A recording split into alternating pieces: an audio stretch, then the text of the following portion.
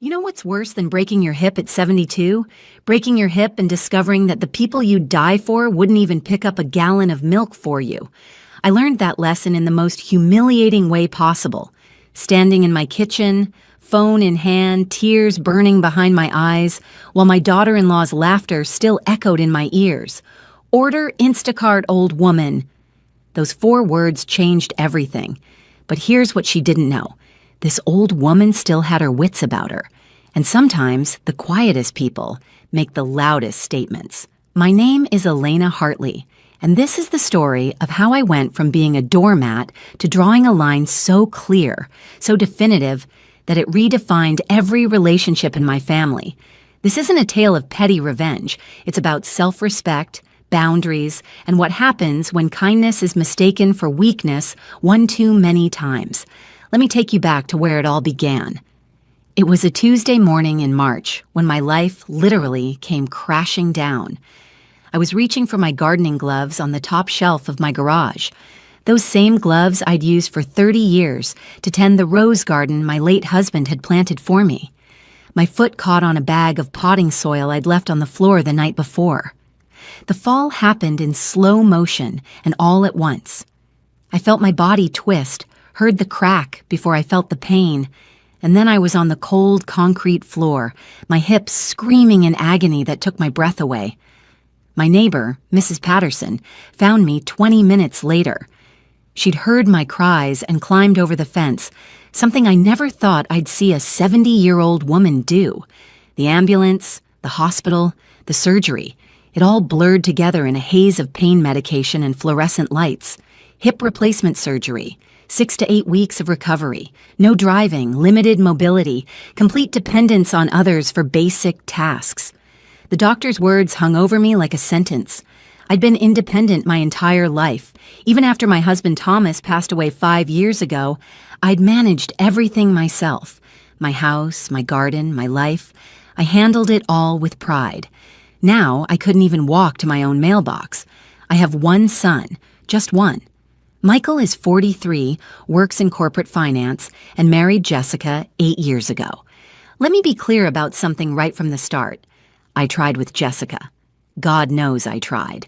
When Michael first brought her home, I welcomed her with open arms.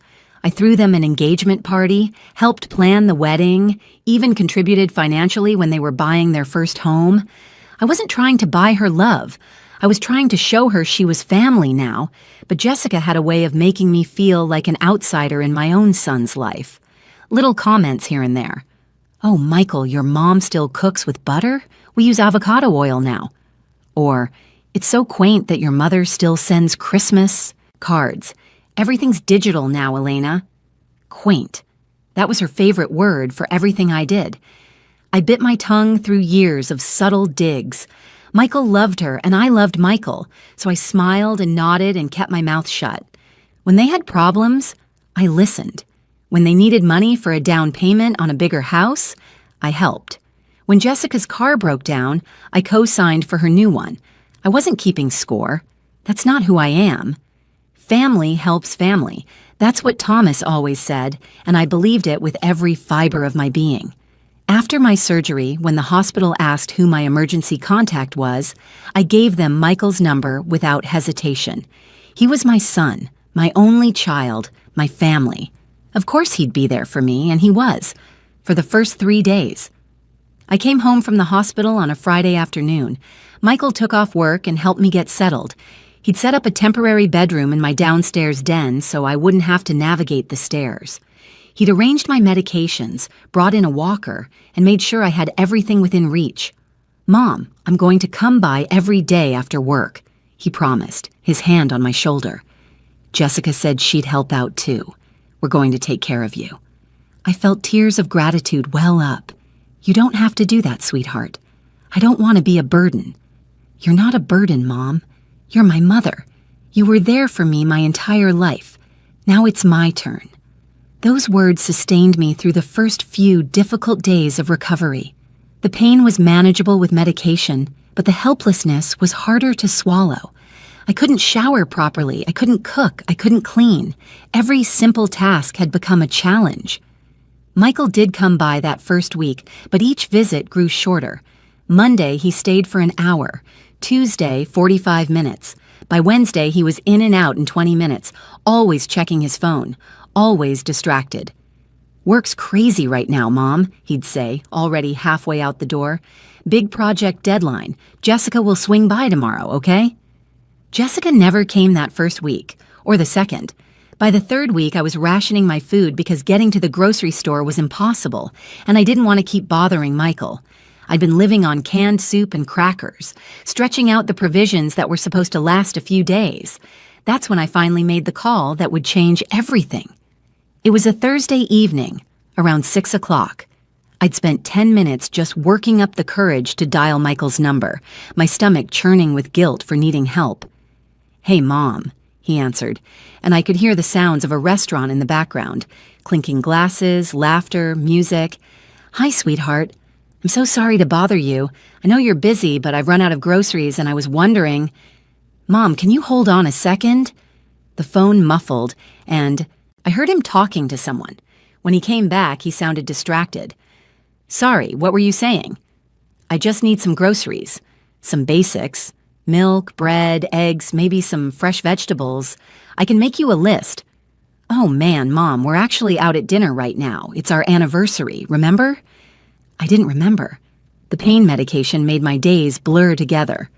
"Of course. I'm so sorry. I completely forgot. Congratulations, sweetheart. Never mind, this can wait.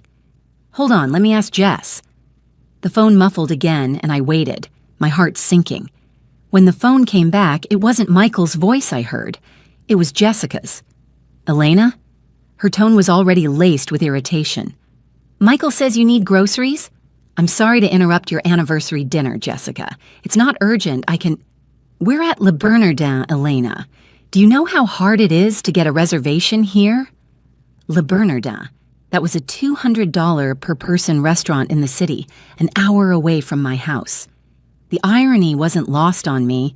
They had money for an expensive dinner but couldn't spare an hour to help me. "I understand.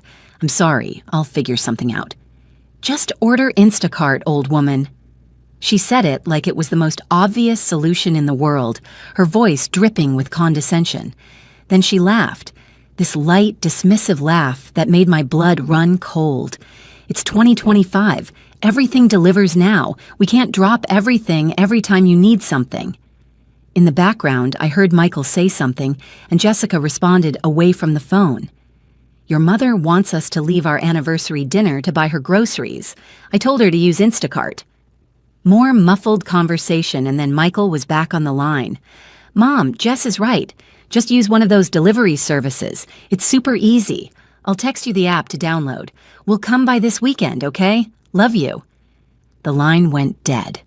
I sat there in my chair, phone still pressed to my ear, feeling something crack inside me that had nothing to do with my broken hip. Old woman. Every time I'd helped them, every dollar I'd given, every boundary I'd let them cross, it all came flooding back. And in that moment, I saw clearly what I'd been refusing to see for years. I wasn't family to Jessica. I was an inconvenience. That night, I didn't sleep. I lay in my makeshift bedroom, staring at the ceiling, and let myself feel the full weight of what had just happened. I'd raised Michael to be kind, to be generous, to take care of family. Where had I gone wrong? Or had I gone wrong at all? Maybe I'd done my job too well, made him so comfortable, so secure in my unconditional love, that he forgot it needed to be reciprocated. But it wasn't really Michael I was angry with, if I'm being honest. It was Jessica. And more than that, it was myself, for allowing her to treat me this way for so long. The next morning, I did order Instacart. I downloaded the app with shaking fingers, navigated the confusing interface, and placed an order for basic groceries. The delivery fee was almost $20. The markup on the groceries was absurd, and I had to tip the driver.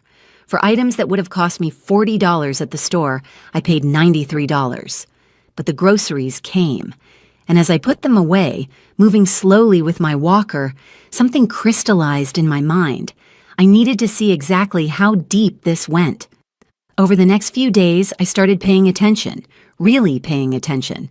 I began reviewing my credit card statements, my bank accounts, everything. What I found made my stomach turn.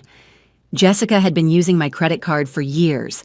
I'd added her as an authorized user 5 years ago, right after their wedding, when they were struggling with debt and needed to build credit. "It'll just be for emergencies, Elena," she'd promised. "Just until we get on our feet." But as I scrolled through the statements, I saw the truth. Designer handbags, luxury skincare, expensive restaurants, weekend trips, that gym membership at the exclusive club downtown, $400 a month, premium yoga classes, spa treatments, thousands upon thousands of dollars every month for years. I calculated it out. Over the past 5 years, Jessica had charged approximately $240,000 to my credit card, nearly $250,000. My hands trembled as the numbers stared back at me from my calculator. That was money I'd saved. Money Thomas and I had put away for retirement.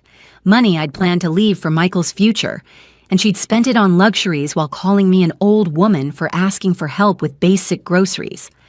I thought about calling Michael right then, but something stopped me. If I called him, he'd make excuses for her. He'd say I'd offered, that I'd never complained before, that I should have said something if it bothered me. He'd be right about that last part. I should have said something. I should have set boundaries years ago, but it wasn't too late to set them now. The plan came to me fully formed, like it had been waiting in the back of my mind all along. I would show them both exactly what my support meant, by removing it completely. I called my bank on a Monday morning.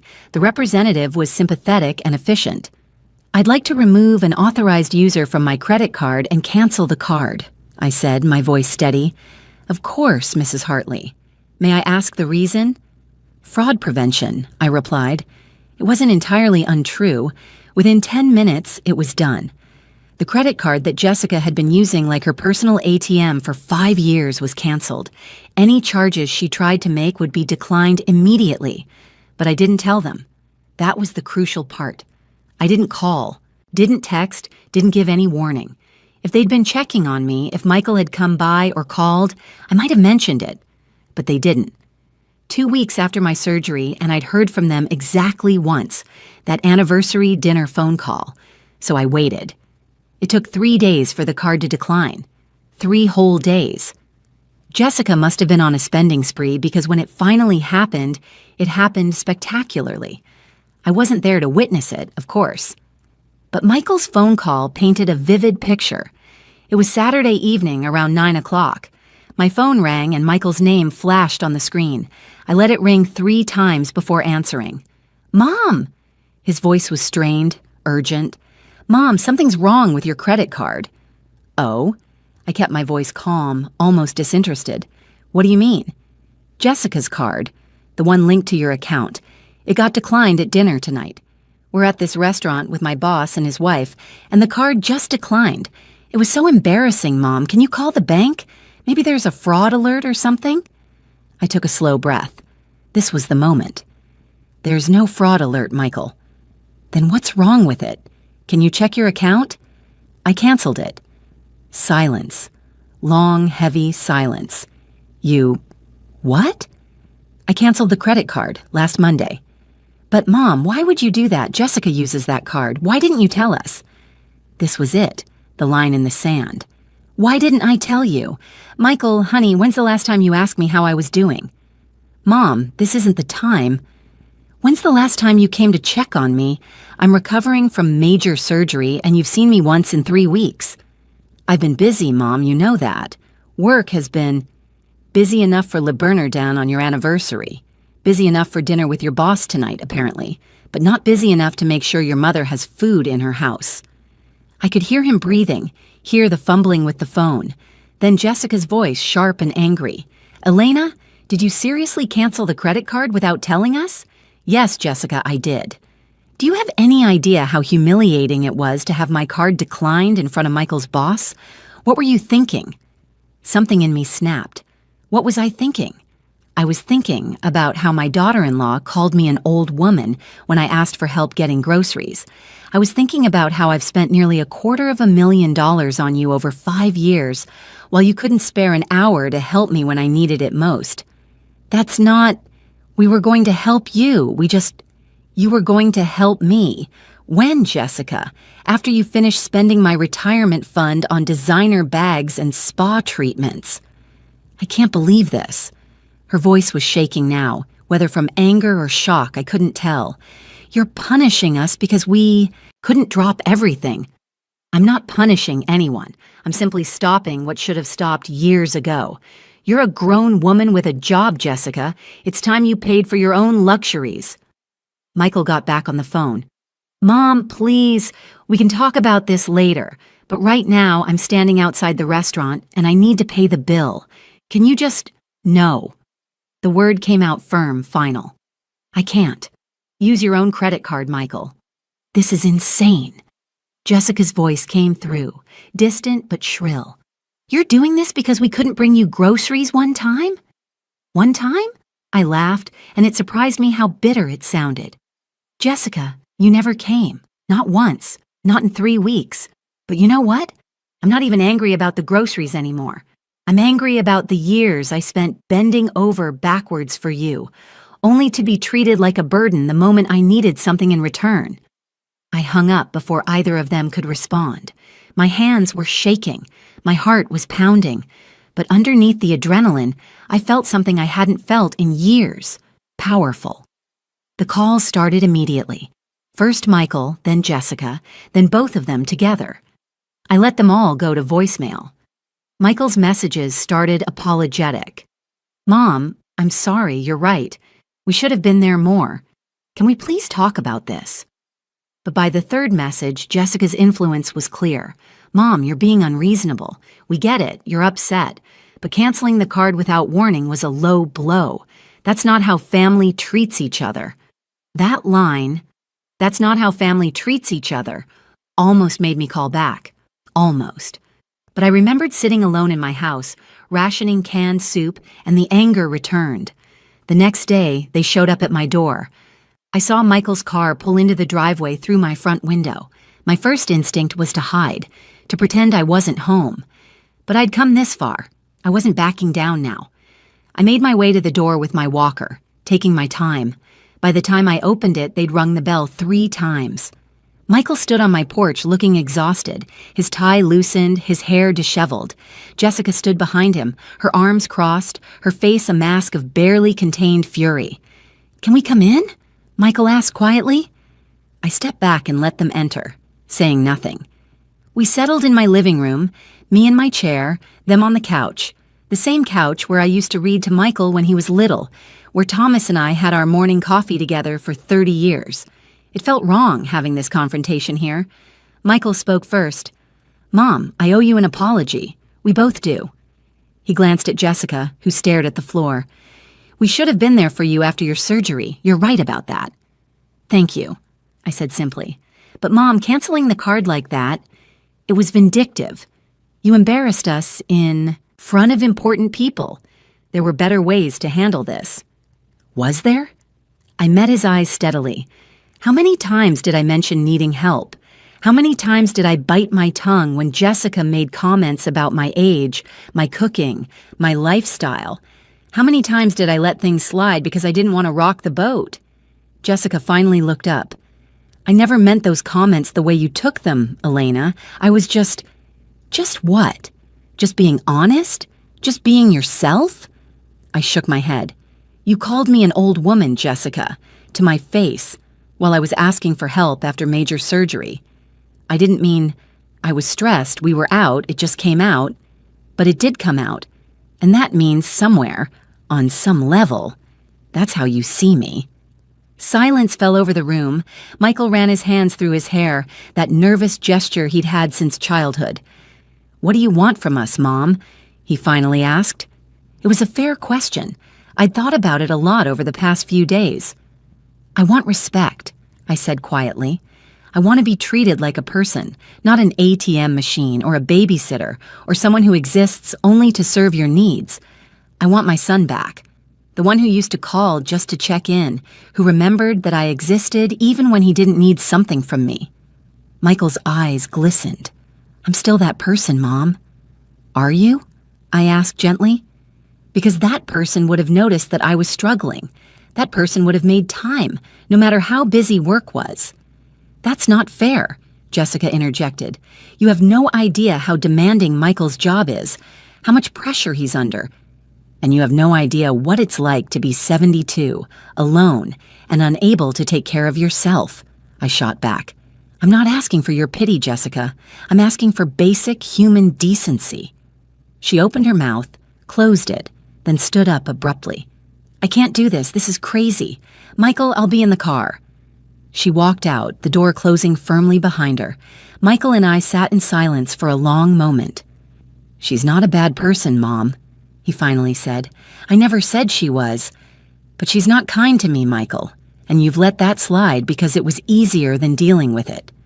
His face crumpled slightly. You're right. I have. I didn't want to be caught in the middle. You're not in the middle, sweetheart. You're my son. That's not the middle. That's a side, and it's okay to be on my side sometimes. He nodded slowly, tears tracking down his cheeks. I love you, Mom.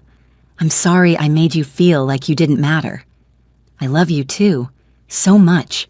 That's why this hurt as badly as it did. We talked for another hour after that. Really talked. The way we used to before Jessica, before his demanding job, before life got so complicated. He told me about the pressure at work, about his fears of not being successful enough, about how Jessica's spending had spiraled, but he'd been too embarrassed to address it. I told him about the loneliness after his father died, about how proud I was of him despite everything, about how frightening it was to be dependent on others. By the time he left, we hadn't solved everything, but we'd made a start. The weeks that followed were difficult. Jessica refused to speak to me. Michael came by more often, twice a week instead of once a month, but the visits were tinged with awkwardness. He brought groceries, helped with household tasks, but we danced around the elephant in the room. I didn't reopen the credit card. That was non-negotiable. But I did help them in other ways, smaller ways that felt like mutual support rather than being taken advantage of. When Michael's car broke down, I lent him mine for a week. When they had a genuine emergency, their basement flooded, I helped with the repair costs. But I made sure these were conscious choices, not defaults. And most importantly, I made sure they asked, rather than assuming. Slowly, imperceptibly, the dynamic shifted. Jessica started being more polite. Not warm, not friendly, but no longer dismissive. She'd say thank you when I helped with something. She stopped making comments about my age or my lifestyle. It wasn't forgiveness, exactly. It was more like a ceasefire. Michael, for his part, became more attentive. He called twice a week just to chat. He started remembering my doctor's appointments. Small things, but they mattered. 3 months after the canceled card incident, Jessica did something that shocked me. She apologized. It wasn't a grand gesture. We were at Michael's house for Sunday dinner, something I'd instituted as a weekly tradition, and Jessica and I ended up alone in the kitchen while Michael took a work call. Elena, she said, not looking at me as she chopped vegetables. I wanted to say, I'm sorry for how I treated you. I stopped washing the dishes and turned to look at her. She continued, her voice quiet. I didn't realize how much we were taking advantage of you until you cut us off. And the old woman comment, she finally met my eyes. That was cruel. I was annoyed and stressed, but that's not an excuse. You deserved better. I studied her face, looking for signs of insincerity. But all I saw was a woman who looked tired and maybe, just maybe, a little ashamed. Thank you, I said simply. That means a lot. She nodded and went back to chopping. We worked in silence for a moment, then she added, for what it's worth, Michael and I have been in counseling, working on a lot of stuff. Money management, boundaries, communication. It's been enlightening. That's good, I said. Really good. And I meant it. I'm writing this now, 6 months after the incident, fully recovered from my hip surgery. My garden is blooming again. Those roses Thomas planted are more beautiful than ever. Looking back, I don't regret what I did. Not the canceled card, not the confrontation, not any of it.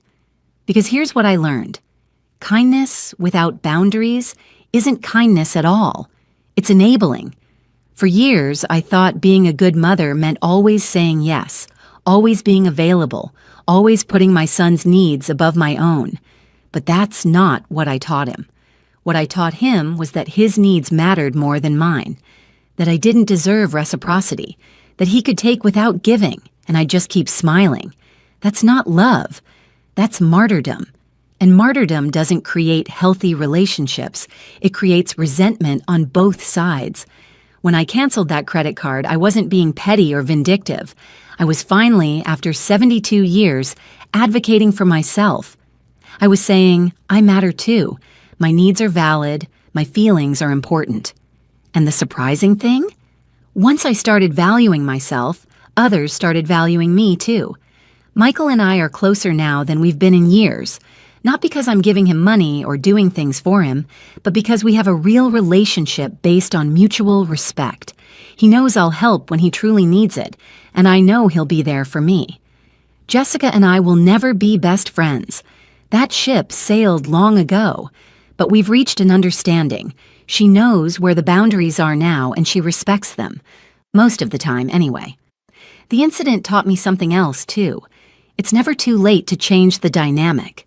I spent years thinking I was stuck with the family dynamic we'd created, that changing it would cause irreparable damage.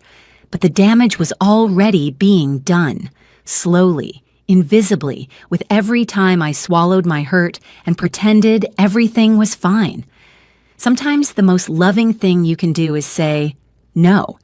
Sometimes standing up for yourself is the only way to save a relationship that's drowning in resentment and one-sided sacrifice. My hip has healed. The scar is still there, a thin line on my upper thigh that I see every morning when I get dressed. It reminds me of how fragile we all are, how quickly everything can change, how much we need each other. But it also reminds me of something else, that I survived, that I got back up, literally and figuratively, that I found my strength when I needed it most. I'm Elena Hartley. I'm 72 years old. I'm a widow, a mother, a gardener, and a woman who finally learned to stand up for herself. And I'm no longer anyone's old woman. I'm just Elena, and that's enough. The credit card is still canceled, by the way. Jessica got her own. Michael pays for his own expenses. And when they take me out to dinner now, which they do regularly, Michael always insists on paying. Last week, I fell again. Nothing serious, just lost my balance in the garden. But this time, when I called Michael, he answered on the first ring. Mom, are you okay? I'm fine, honey, just a little fall. But could you maybe come by after work? I'd feel better if you checked on me. I'm leaving the office right now. I'll be there in 20 minutes. He was there in 15. Jessica came too. She helped me inside, made me tea, and stayed until she was sure I was all right. It's not perfect. We're not a Hallmark movie family. We still have our tensions and our difficult moments, but we're real, and we're trying. And that's more than I could have said 6 months ago. Sometimes the best thing you can do for the people you love is teach them how to love you back, even if the lesson is painful, even if it costs you something. Especially then, because love without respect isn't love at all. It's just habitual kindness. And habitual kindness, I've learned, can hurt just as much as cruelty. It just takes longer to show the bruises. So here's my advice. To anyone who's listening, set your boundaries. Know your worth. Don't wait until you're flat on your back with a broken hip to realize that you deserve better. Stand up for yourself, even if your voice shakes. Even if you're 72 years old and scared of losing the only family you have left, stand up anyway, because you matter. Your needs are valid, and you deserve to be treated with respect. Even if you have to cancel a few credit cards to prove it, this is Elena Hartley, and that's my story. Thanks for listening.